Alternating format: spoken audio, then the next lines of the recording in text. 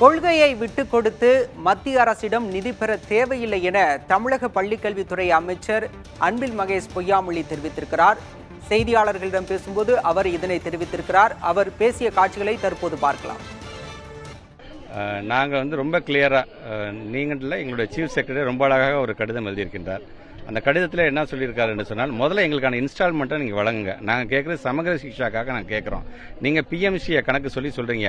அந்த பிஎம்சியில் நீங்கள் தரமான கல்வியை வழங்குங்க, ரொம்ப சந்தோஷம். ஆனால் அந்த தரமான கல்வியை வழங்க வேண்டுங்கிற அதே வேளையில் என்இபியை புகுத்துக்கணும்னு நீங்கள் சொல்கிறீங்க. அது எங்களால் ஏற்றுக்கொள்ள முடியாது. அதனால் எங்களுடைய பிரின்சிபல் செக்ரட்டரி தலைமையில் நாங்கள் ஒரு கமிட்டி அமைக்கிறோம். அந்த கமிட்டி எங்களுக்கு என்ன பரிந்துரை பண்ணுதோ அதை சார்ந்து தான் நாங்கள் முடிவு எடுப்போம் சொல்லி அதை கிளியராக சொல்லிட்டோம். அந்த கமிட்டிலாம் முடிவு பண்ணதுக்கு அப்புறமேட்டு தான் நாங்கள் போய் அமைச்சரை போய் பார்க்கும்போது எங்கள் கமிட்டி அதை ஒத்துக்கல.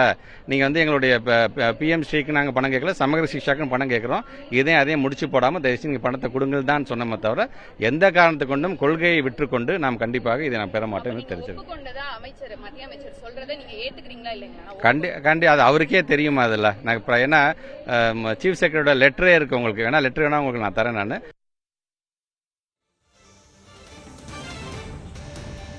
தமிழ்நாட்டு அரசுக்கான எஸ்எஸ்ஏ திட்டத்திற்கான நிதியை மத்திய அரசு தராத நிலையில் தற்போது கொள்கையை சமரசம் செய்து மத்திய அரசிடம் பணம் பெற மாட்டோம் என திருச்சியில் செய்தியாளர்கள் சந்திப்பில் பள்ளி கல்வித்துறை அமைச்சர் அன்பில் மகேஷ் பொய்யாமொழி தெரிவித்திருக்கிறார்.